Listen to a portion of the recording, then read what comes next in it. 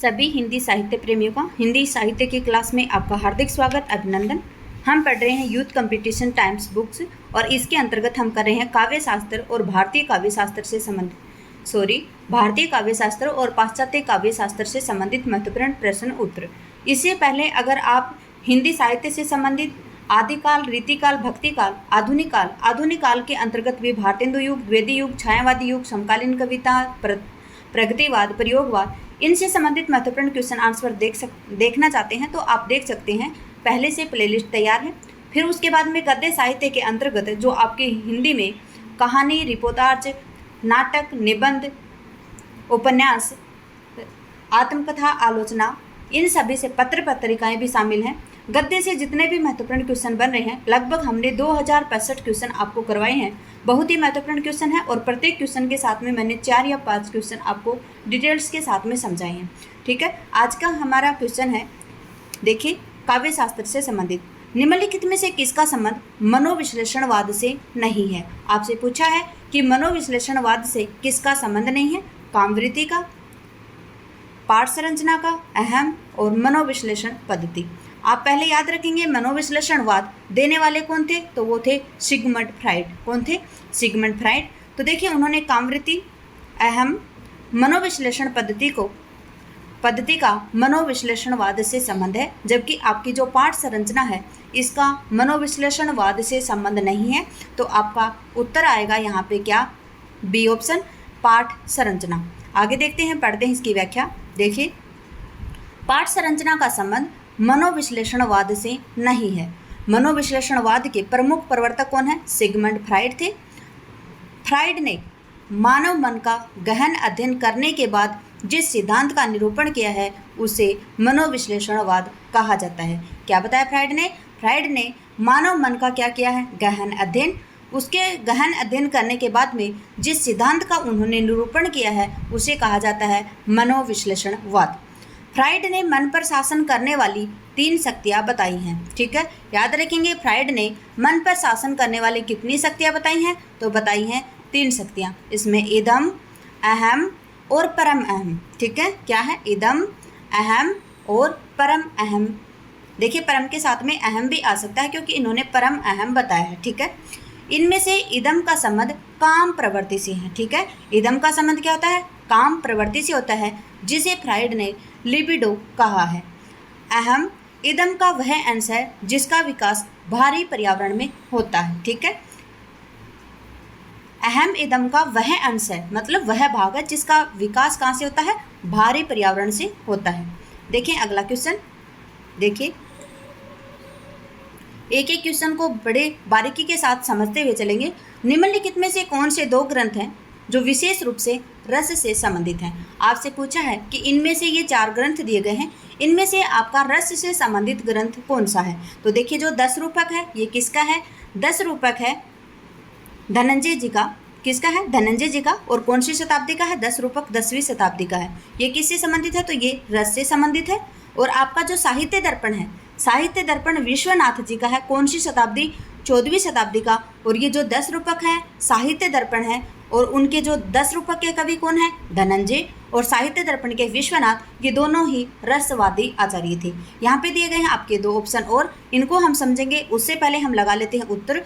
1 और 3 आएगा तो आपका 1 और 3 ए ऑप्शन में है। यहाँ पे जो आपके 2 ऑप्शन बच गए हैं, काव्यदर्श और काव्य अलंकार। देखिए, काव्य अलंकार से आपको स्वयं को पता चल रहा है कि काव्य अलंकार मतलब ये अलंकार से संबंधित है, रस से संबंधित नहीं है। और काव्यदर्श किसका है? दंडी का, 7वीं शताब्दी का। तो दंडी भी क्या थे? अलंकारवादी आचार्य थे। ठीक है, भामे क्या थे? भामे भी अलंकारवादी आचार्य थे और दंडी भी आपके अलंकारवादी आचार्य हैं। रुद्रट भी आपके अलंकारवादी आचार्य हैं। ठीक है, आप इस प्रकार से इन आचार्यों को याद रखेंगे कि कौन किस रस से संबंधित है। यहाँ पे उत्तर आएगा आपका ए।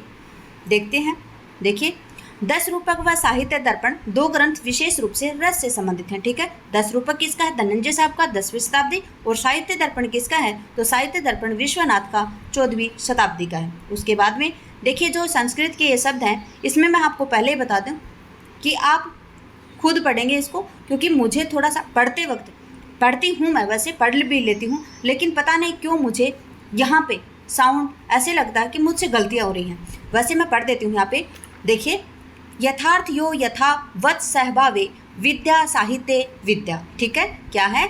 यथार्थ यो यथावत् सहभावे विद्या साहित्य विद्या। आप अपने हिसाब से याद करेंगे, मैंने इसी प्रकार से पढ़ा है, यथार्थ यो यथावत् सहभावे विद्या साहित्य विद्या। और ये किसका कथन है? तो ये पंक्तियां हैं किसकी? ये राजशेखर जी का कथन है। किसका कथन है? राजशेखर जी का कथन है। यहाँ पे जो आपके 4 कवि दिए गए हैं इनके भी हम बता देते हैं। कुंतक है ये कौन सी शताब्दी के? 10वीं शताब्दी के, आप इनको याद रखेंगे। भोजराज हैं 11वीं शताब्दी, राजशेखर हैं 9वीं या 10वीं शताब्दी, और विश्वनाथ हम पहले ही बता चुके हैं 14वीं शताब्दी। और विश्वनाथ का ग्रंथ कौन सा है? साहित्य दर्पण, जो कि किससे संबंधित है? रस सिद्धांत से संबंधित है, उसमें रस को महत्वता दी गई है। ठीक है, देखिए यहाँ पे जो प्रमुख काव्य शास्त्री हैं और उनके कथन किस प्रकार से हैं, देखिए, शब्दार्थ यो यथा वत्स सहभावे, ठीक है, विद्या साहित्य विद्या, ये राजशेखर का है। अगला है शब्दार्थो सहितो वक्र कवि व्यापार शालिनी, ये कुंतक जी का है। और रसान्वित कवि कुरुवन कृति प्रीतिश्च विन्दति, ठीक है, ये भोजराज जी का है। और वाक्य रसात्मक काव्य, ये विश्वनाथ जी का। ठीक है, देखिए यहाँ पे अगर मुझसे कुछ कंफ्यूज हो रहा है या आपको ऐसे लग रहा है कि मैं सही नहीं पढ़ रही हूँ, तो आप देखिए यहाँ पे वीडियो को पॉज करके आप स्वयं भी पढ़ सकते हैं, वरना से मैं कोशिश करती हूँ कि मैं आपको सही पढ़ाऊँ। ठीक है, अगला क्वेश्चन है देखिए, निम्नलिखित जो ग्रंथ है उनको आपको काल अनुक्रम से बताना है। देखिए यहाँ पे जो आपके ग्रंथ हैं इनका काल अनुक्रम नहीं पता हमें, तो देखिए हम देखते हैं कि इनके आचार्य कौन है। तो देखिए काव्यदर्श लिखने वाले कौन थे? दंडी। ठीक है, कौन थे? दंडी। औचित्य विचार चर्चा किसने लिखी थी? तो आप सभी को पता है, औचित्य विचार चर्चा लिखने वाले थे क्षेमेंद्र साहब। ठीक है, क्षेमेंद्र। और काव्य अलंकार सूत्रवर्ती किसने लिखी? वामन ने। किसने? वामन ने। और जो अभिनव भारती है वो लिखी अभिनव ने। ठीक है, किसने लिखी थी अभिनव भारती? अभिनव गुप्त ने। अब यहाँ पे देख लेते हैं हम, दंडी कौन सी शताब्दी के? 7वीं शताब्दी के, यहाँ पे लिख देते हैं हम। दंडी कौन सी शताब्दी के? 7वीं। क्षेमेंद्र कौन सी के? 11वीं। काव्य अलंकार सूत्रवर्ती वामन ने लिखा, और वामन किस शताब्दी के? 8वीं शताब्दी के। और जो आपके अभिनव भारती हैं वो किसने लिखा? अभिनव गुप्त ने। और अभिनव गुप्त कौन सी शताब्दी के हैं? तो ये 10वीं शताब्दी के। देखिए सबसे पहले क्या आएगा? दंडी काव्यदर्श वाला ए आएगा। तो ए कहाँ पे है? यहाँ पे है, और यहाँ पे बी में है, लेकिन सी और डी में नहीं है, तो दोनों ऑप्शन काट देंगे हम। फिर काव्यदर्श के बाद में क्या आता है? 8वीं शताब्दी में कौन हुए? वामन साहब। तो देखिए एक में आएगा, उसके बाद में 3, तो देखिए ए ऑप्शन में 3 नहीं है, आपके बी ऑप्शन में 3 है, और आपका यही आंसर बिल्कुल ठीक है। काव्यदर्श लिखा दंडी ने 7वीं शताब्दी, औचित्य विचार चर्चा लिखा क्षेमेंद्र ने 11वीं शताब्दी, काव्य अलंकार सूत्रवर्ती वामन ने लिखा 8वीं शताब्दी, और अभिनव भारती लिखा अभिनव गुप्त ने 10वीं शताब्दी। आप याद रखेंगे, आपका आंसर होगा यहाँ पे बी। ठीक है, आंसर क्या आएगा? यहाँ पे बी। अगला क्वेश्चन देखिए, पहले देखते हैं इसकी व्याख्या। काव्यदर्श किसने लिखा? दंडी। शताब्दी है 6वीं और 7वीं शताब्दी। ठीक है, काव्य अलंकार सूत्रवर्ती लिखने वाले हैं वामन, 8वीं शताब्दी। अभिनव भारती अभिनव गुप्त ने 10वीं शताब्दी, और औचित्य विचार चर्चा क्षेमेंद्र ने 11वीं शताब्दी में लिखा था। ठीक है, आप इस प्रकार से क्वेश्चनों को करते हुए चलेंगे। उसके बाद में पढ़ते हैं हम आगे। देखिए, निम्नलिखित में से किसके मतानुसार इतिहास की व्याख्या द्वंद्वात्मक पद्धति के आधार पर होनी चाहिए? आपसे पूछा गया है कि कौन ऐसे काव्य शास्त्री हैं जिसके अनुसार जो इतिहास की व्याख्या वो किस रूप में होनी चाहिए, किस आधार पर होनी चाहिए? तो द्वंद्वात्मक पद्धति के आधार पर होनी चाहिए। तो ये किसने कहा था? ये हीगल साहब ने कहा था कि जो इतिहास की व्याख्या है वो द्वंद्वात्मक पद्धति के आधार पर होनी चाहिए। ठीक है, किसने कहा था? हीगल ने। देखिए हीगल के मतानुसार, एक मिनट, हीगल के मतानुसार इतिहास की व्याख्या द्वंद्वात्मक पद्धति के आधार पर होनी चाहिए। आप याद रखेंगे, आपसे पूछा जा सकता है कि इतिहास की व्याख्या द्वंद्वात्मक पद्धति के आधार पर बताने वाले कौन थे? तो वो थे हीगल साहब। ठीक है, हीगल ने विकासवादी प्रक्रिया से प्रगति के विचार पर बल देते हुए, देखिए उन्होंने विकासवादी प्रक्रिया से किस पर बल दिया? प्रगति के विचार पर बल देते हुए प्रतिपादित किया कि हम किसी वस्तु के अगर यथार्थ रूप को उसी के विरोधी रूप में देखें तो उसकी तुलना करके हम जान सकते हैं। देखिए किसी भी वस्तु का अगर आपको यथार्थ रूप देखना है तो उसी का विरोधी रूप उसकी तुलना में करेंगे तो आप उसके यथार्थ रूप को जान पाएंगे। यहाँ पे कहने का मतलब है इनका कि आप किसी व्यक्ति किसी भी चीज़ का यथार्थ रूप देखना चाहते हैं तो आप उसके विरोधी चीज़ को रख दीजिए और उस व्यक्ति का यथार्थ रूप पता चल जाएगा आपको। ठीक है, निम्नलिखित में से कौन सा विद्वान अस्तित्ववाद का चिंतक नहीं? आपसे पूछा गया है कि इनमें से कौन से विद्वान हैं जो अस्तित्ववाद के चिंतक नहीं हैं? अल्बर्ट कामू हैं, मोर्टिन हेडलर हैं और आपके जो जापाल सार्त्र हैं ये भी हैं। लेकिन एजरा पाउंड आपके अस्तित्ववादी चिंतक नहीं। कौन नहीं है? Ezra pound. तो हाँ, आप यहाँ पे आंसर लगाएंगे क्या? Ezra pound.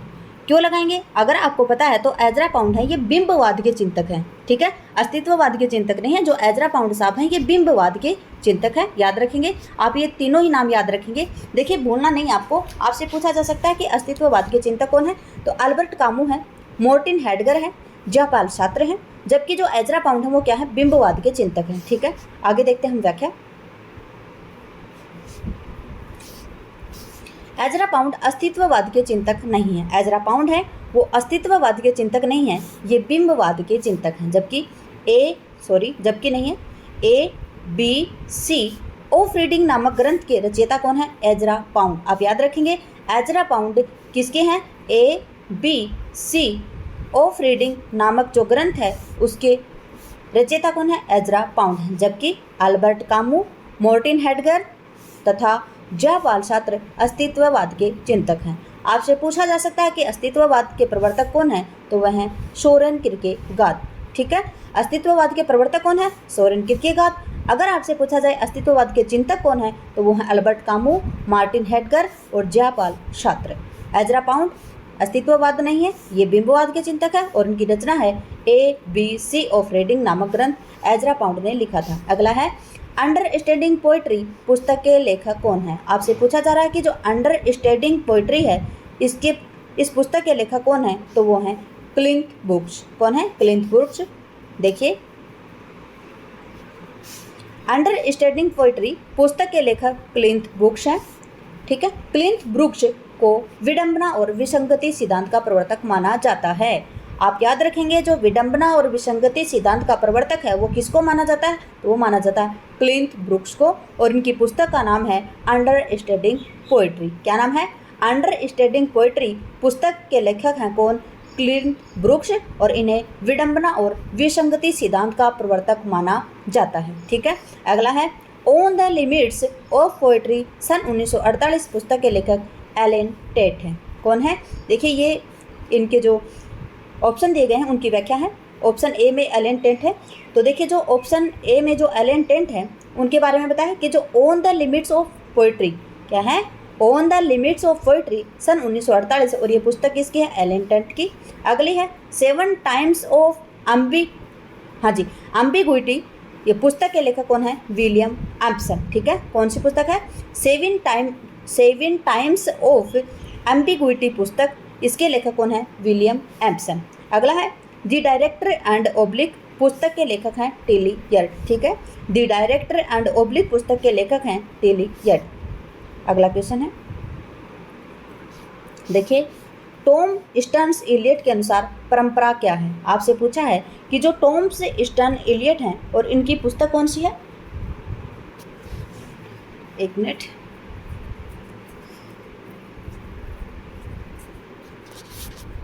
इनकी पुस्तक है द सेक्रेड वुड, ठीक है। देखिए टॉम्स ईस्टर्न इलियट के अनुसार परंपरा क्या है? जीवित संस्कृति का एक अंश है। क्या है? परंपरा क्या है? जीवित संस्कृति का एक अंश है। यहाँ पे ऑप्शन और देख लेते हैं। संस्कृति का अंश नहीं है। देखिए परंपरा है वो हमारी जो रीति है, रिवाज है, परंपरा है वो हमारी संस्कृति के अंग है। परंपरा निर्जीव होती है, बिल्कुल गलत। निर्जीव नहीं होती है परंपरा, सजीव होती है। अनुपयोगी होती है परंपरा, बिल्कुल गलत, क्योंकि परंपरा उपयोगी होती है। तो यहाँ पे क्या है? जो टॉम्स स्टर्न इलियट हैं इनके अनुसार परंपरा क्या है? जीवित संस्कृति का एक अंश है। जो संस्कृति हमारी जीवित है उसका एक प्रमुख अंश है क्या? परंपरा। और ये किसने कहा? तो ये कहा है टॉम्स स्टर्न इलियट ने। देख लेते हैं इसकी व्याख्या। देखिए टॉम्स स्टर्न इलियट के अनुसार परंपरा जीवित संस्कृति का एक अंश है। देखिए इलियट क्या थे? ये समालोचनात्मक कृतियाँ लिखते थे, ठीक है। इलियट क्या करते थे? इलियट थे वो समालोचनात्मक कृतियाँ लिखते थे, और इनकी जो समालोचनात्मक कृतियाँ हैं वो कौन सी हैं? The sacred wood, homage to John Dryden, selected essays, the youth of poetry and the use of criticism, ठीक है। कौन सी है? The sacred wood, homage to John Dryden, selected essays, the use of poetry and the use of criticism. अगला है निम्नलिखित में से अस्तित्ववाद की विशेषताएं हैं। क्या पूछा आपसे? अस्तित्ववाद की विशेषताएं हैं। कौन सी हैं? देखिए, जीवन की निरर्थकता का बोध, बिल्कुल ठीक है। क्या पूछा आपसे? जो अस्तित्ववाद है उसकी विशेषताएं कौन सी हैं? तो जीवन की जो निरर्थकता है उसका बोध बताया गया है अस्तित्ववाद में, और मृत्यु का बोध। तो देखिए यहाँ पे 1 और 3 बिल्कुल ठीक है, जबकि परंपरा के प्रति आस्था और जीवन की सार्थकता का बोध इसमें नहीं है। आपको पता हो तो अस्तित्ववाद में आस्तिक और अनास्तिक 2 प्रकार से अस्तित्ववाद को बांटा गया था, और उनके अलग अलग पक्षधारी हुए थे, चिंतक रहे थे, संरक्षक रहे थे। ठीक है, तो देखिए जो जीवन की निरर्थकता का बोध और मृत्यु बोध है, ये इसकी विशेषताएं हैं। तो देखिए आपके यहाँ पे आंसर आएगा 1 और 3। 1 और 3 कहाँ पे है? बी ऑप्शन में है। देखिए, जीवन की निरर्थकता का बोध तथा मृत्यु बोध अस्तित्ववाद की विशेषता है। ठीक है, सूची 1 को सूची 2 के साथ में मिलान करना है। देखिए, हम पहले इसका मिलान कर लेते हैं। सूची 1 को सूची 2 के साथ में आपको मिलाना है। देखिए, प्लेटो की पुस्तक कौन सी है? यहाँ पे ग्रंथ दिए गए हैं और आपको जो आपके पाश्चात्य समीक्षक हैं वो दिए गए हैं। तो देखिए प्लेटो की पुस्तक कौन सी है? तो इयान है। क्या है? इयान। अगला है बिम्साट WK की पुस्तक कौन सी है? तो literary criticism a short history. ये किसकी है? ये है बिम्साट W की। ठीक है, अगले हैं कोलरिज की पुस्तक है लेक्चर्स ऑन शेक्सपियर। काफ़ी बार पढ़ चुके हम। लेक्चर्स ऑन जो शेक्सपियर है ये किसकी पुस्तक है? कोलरिज की पुस्तक है। फ्रेक रेमंड लिविस है, इनकी पुस्तक है द ग्रेट ट्रेडिशन। ठीक है, कौन सी है? The great tradition. हम बार बार इसको पढ़ेंगे तो बिल्कुल हमें याद हो जाएगा। देखिए आप बिल्कुल नहीं छोड़ेंगे इनको, आप बार बार पढ़ते रहेंगे। काव्य शास्त्र की जो आपके ये चैप्टर हैं वो बिल्कुल आपको बार बार पढ़ेंगे तो बिल्कुल आपके ऐसे हो जाएगा। देखिए एक क्लास में हम एक दिन जाते हैं तो हमें स्टूडेंट्स के किसी नए स्कूल में आप जाएंगे तो किसी भी स्टूडेंट्स के आपको नाम याद नहीं होंगे, लेकिन डेली आप उनके नाम डेली पढ़ते हो या फिर बोलते हैं, स्कूल में बोला जाता है उनको नाम से। आप अगर भले ही उनके नाम न पूछें लेकिन आप दूसरों के द्वारा बताए गए नाम के अनुसार जैसे कोई दूसरा उनको पुकारता है तो आप उस नाम से उस आदमी को जानने लगते हैं। देखिए हमारी क्लास में कम से कम 50 या 60 बच्चे रहते थे। हम शुरू में जाते थे तो हमें नहीं पता होता था कि इस बच्चे का क्या नाम है, लेकिन धीरे धीरे हमें याद हो जाता था सभी बच्चों के क्या नाम है, और हमें ये भी पता था कि वो बच्चा उस सीट पे बैठता है। तो देखिए डेली की प्रैक्टिस बहुत ज़रूरी है। आप प्रैक्टिस करते रहेंगे, मुझे विश्वास है अब की बार नहीं, अगर आप मेरी इस क्लास में बने रहे और अगर आपने जो यूथ कंपटीशन टाइम्स बुक है जो मेरी जो पढ़ाई हुई क्लास है, अगर आपने इनको एक क्लास को अगर 1-2 बार भी देख लिया तो आपको एग्ज़ाम क्रैक करवाने से कोई नहीं रोक सकता। ये मेरी गारंटी आपसे, और आप खुद कमेंट बॉक्स के माध्यम से खुद अपना रिजल्ट देख के मेरे को आप बता सकते हैं कि मैंने ये किताब पढ़ी थी मैम और मेरा यहाँ से सिलेक्शन, मेरा यहाँ से UGC नेट JRF हुआ है। मैं गारंटी देती हूँ आपको, क्योंकि मैंने पढ़ा है इसी में से और मैंने एक्स्ट्रा कुछ नहीं पढ़ा है, मैंने इसी में से पढ़ा और इसी में से पढ़ के मैंने जो आप नेट JRF बता रहे हो वो मैंने किया है। तब मैं आपको बता रही हूँ कि देखिए पढ़िए आप इसको। इससे पहले मैंने पढ़ लिया इसको कंप्लीट, पढ़ने के बाद 2 बार 3 बार मैंने पढ़ा इसको, 2 बार 3 बार पढ़ने के बाद में मैंने इस पुस्तक को जिया है और जीने के बाद में मैं आपको जीने के लिए बोल रही हूँ। ठीक है, एक बार नहीं पढ़ेंगे, 2 या 3 बार पढ़ेंगे। और पुस्तक को ऐसे मत सोचिए कि हमें लिखना ही नहीं, पुस्तक में लिख कर आप इसको चाहे ब्लैक करें, चाहे रेड करें, चाहे येलो करें, किसी प्रकार से करें, लेकिन आप लिख के याद करेंगे पुस्तक में। पुस्तक आपको किसी दहेज में नहीं दिखानी है कि दहेज में दिखाना हमें, और इनको पुस्तक को पढ़िए नहीं, उसको रटिए मत। एक बार उसको वैसे पढ़िए, दूसरी बार दोबारा पढ़िए और तीसरी बार पढ़ेंगे तो उसमें लिख कर पढ़िए। कौन कहता है कि आपके क्वेश्चन याद नहीं होते? आप एक बार करके तो देखें। 2 बार पढ़ें, तीसरी बार उसमें आप लिख कर याद करें, बिल्कुल आपको याद होगा और क्लास में आप क्वेश्चन लगा के देख सकते हैं। ठीक है, तो देखिए यहाँ पे आपका आंसर रहेगा क्या? देखिए पहले 2, 4, 3 और 1, 2, 4, 3 और 1 आपकी किस ऑप्शन में आ रहा है? ए ऑप्शन में आ रहा है। ठीक है,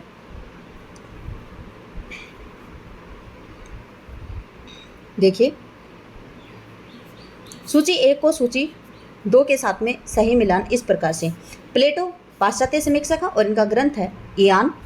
बिम्साट WK literary criticism a short history, ये इनकी पुस्तक है। कोलरिज लेक्चर्स ऑन शेक्सपियर, और फ्रेक रेमंड लिविस ये द ग्रेट ट्रेडिशन। अगला है निम्नलिखित में से किस आचार्य ने रीति का एक भेद अवंती को माना है? ठीक है, इनमें से कौन से आचार्य हैं जिन्होंने रीति का एक भेद अवंती माना है, तो वो कौन है? भोजराज जी हैं। कौन है? भोजराज साहब हैं। भामह 6वीं शताब्दी के हैं, वामन 8वीं, कुंतक 10वीं और भोजराज आपके 11वीं शताब्दी के। देखिए मैं आपको इस प्रकार से इनके जो प्रकाशन वर्ष नहीं, इनके जन्म का जो वर्ष है उस हिसाब से इसलिए बता रही हूँ कि अगर इनके ग्रंथ आपको याद है और अगर आपको अनुक्रम से लगाना बताएं तो आप लगा सकते हैं उसको। ठीक है, भामह 6वीं शताब्दी, वामन 8वीं, कुंतक 10वीं और भोजराज 11वीं शताब्दी। ठीक है, तो देखिए यहाँ पे आपका आंसर रहेगा कि रीति का भेद अवंती किसने माना? भोजराज जी ने माना। ठीक है, आचार्य भोजराज ने रीति का एक भेद अवंती माना है। रीति संप्रदाय के प्रवर्तक कौन है? आचार्य वामन है। इन्होंने रीति को काव्य की आत्मा माना है। ठीक है, आप याद रखेंगे रस को काव्य की आत्मा किसने माना है? तो रस को काव्य की आत्मा माना है भरत मुनि ने। ठीक है, फिर रीति को काव्य की आत्मा किसने माना है? तो वो माना है वामन ने। और आपके जो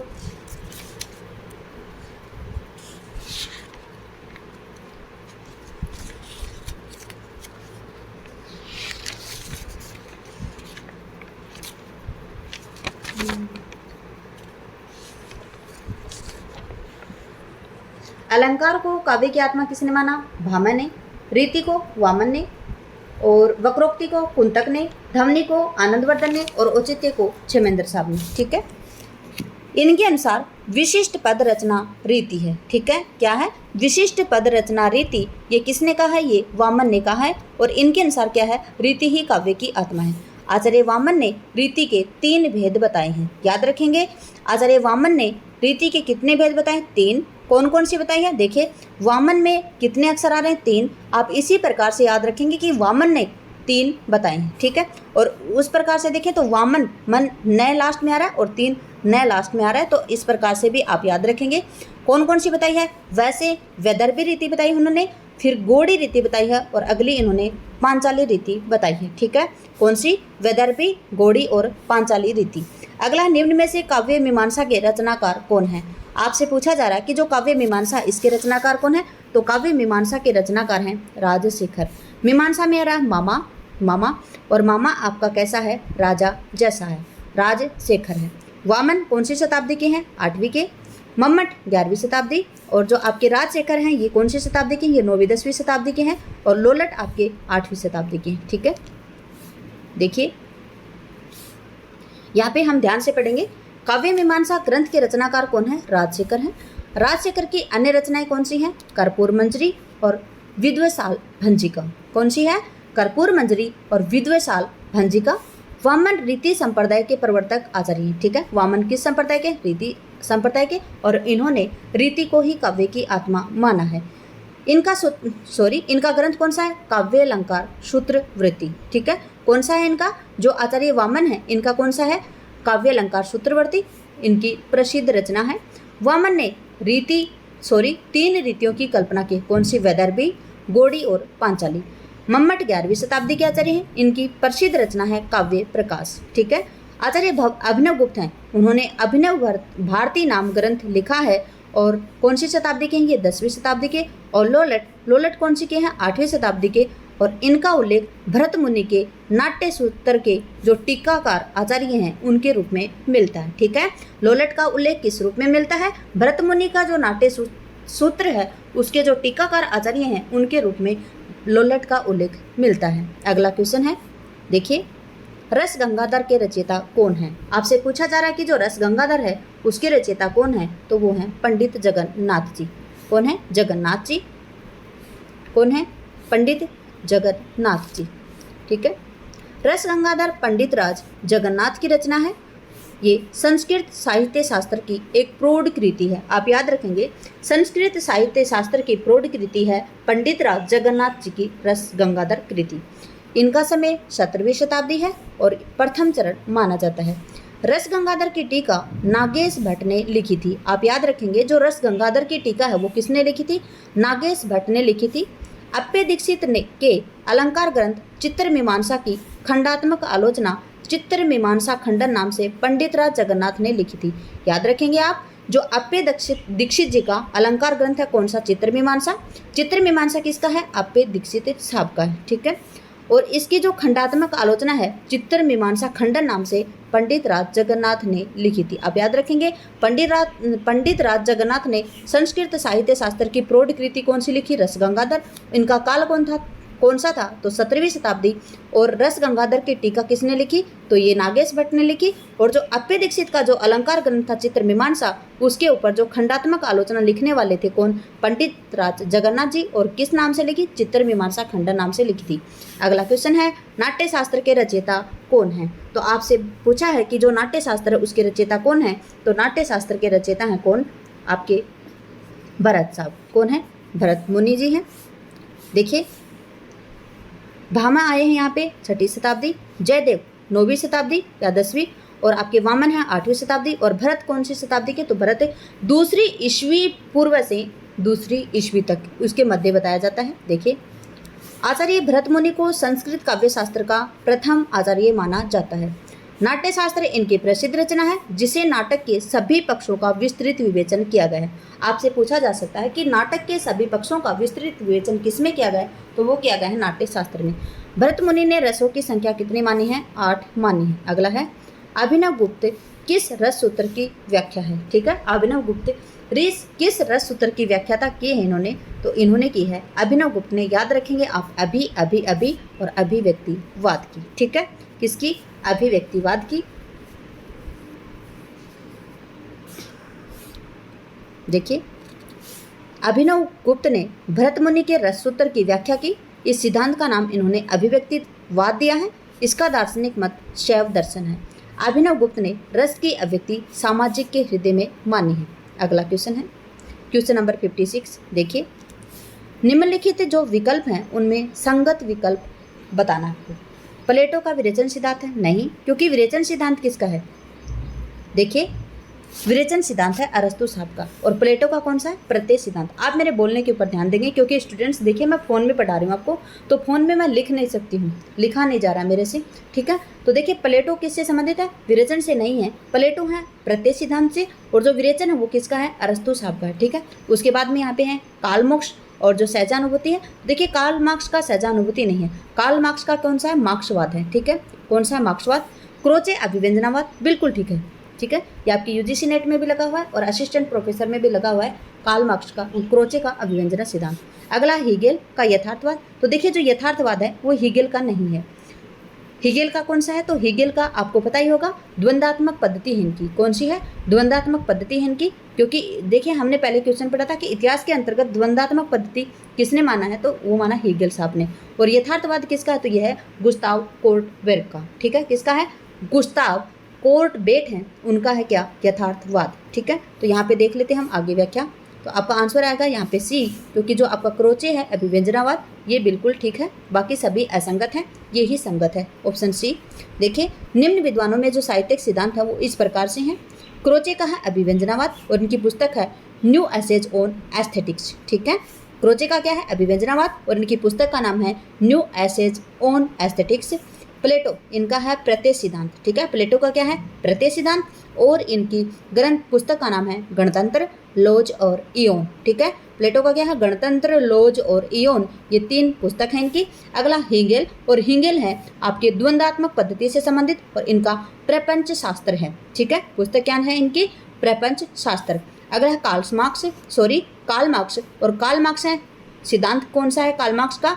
मार्क्सवाद। और आपका जो इनकी पुस्तक है दास कैपिटल इनकी बहुत ही महत्वपूर्ण इंपॉर्टेंट पुस्तक है कार्ल मार्क्स की। ठीक है, अगला है निम्न में से कौन अलंकारवादी आचार्य नहीं है? आपसे पूछा है कि अलंकारवादी आचार्य कौन नहीं है? तो देखिए, भामह हैं अलंकारवादी आचार्य, दंडी हैं अलंकारवादी आचार्य और जयदेव हैं अलंकारवादी आचार्य। ठीक है, कौन है?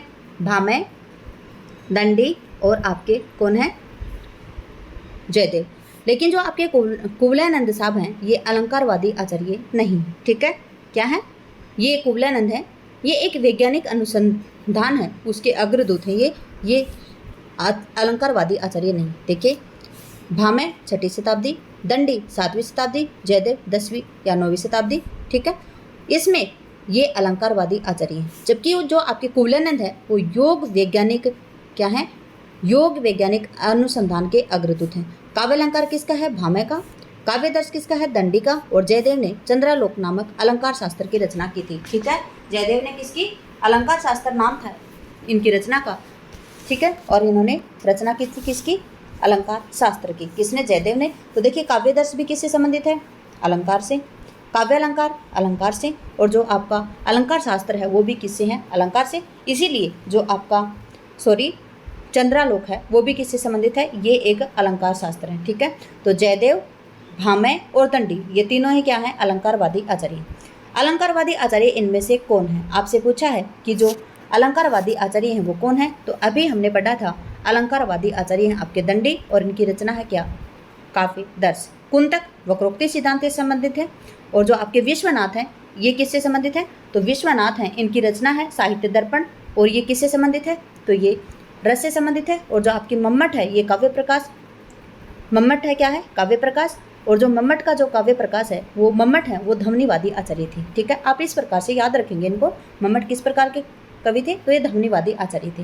विश्वनाथ रसवादी थे। दंडी कौन थे? अलंकारवादी। कुंतक वक्रोक्ति सिद्धांत को मानने वाले थे। ठीक है, तो देखिए हम देख लेते हैं, यहाँ पे आंसर आएगा आपका अलंकारवादी आचार्य आपसे माना है तो वो आएंगे आपके दंडी। ठीक है, इनकी रचना कौन सी है? काव्यदर्श। देखिए प्रमुख अलंकारवादी आचार्यों में निम्न है, आप यहाँ पे देखेंगे और इन सभी के नाम आपको याद होने चाहिए। अलंकारवादी आचार्यों में कौन कौन है? देखिए भामह, दंडी, उद्भट, रुद्रट, भोज, जयदेव, आपे दीक्षित, ये सभी अलंकारवादी आचार्य हैं, आप याद रखेंगे।